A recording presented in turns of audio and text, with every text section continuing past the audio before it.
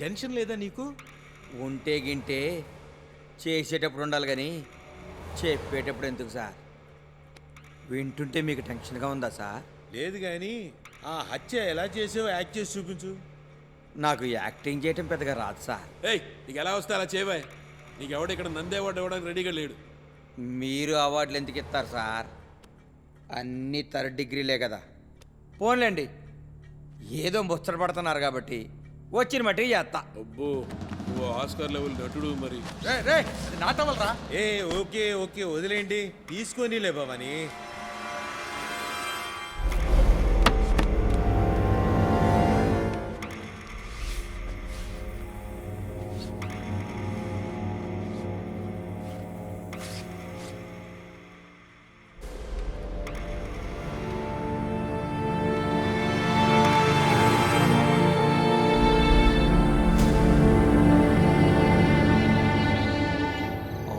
కూడా monkey cap ఇలాగే పెట్టుకొని బ్యానర్ల వెనకాల నిలబడి వాడి కోసం వెయిట్ చేస్తూ ఉన్నా.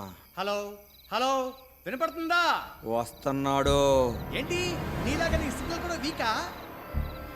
హే, నోటి దగ్గర పెట్టుకుని మాట్లాడు, వినపడటం లేదు.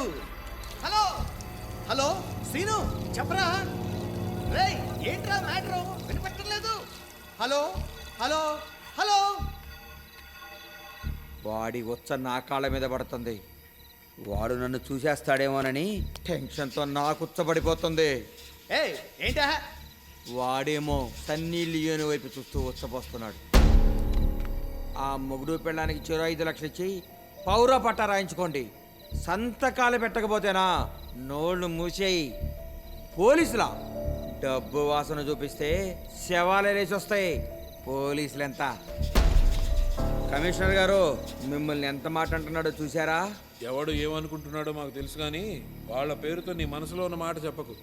చచా, అదేమి లేదు సార్. బ్రేక్ చేయొద్దు, నువ్వు పైకి చూసి చెప్పు. వాడు కింద కొంగాడు, ప్యాంటు తడిసింది.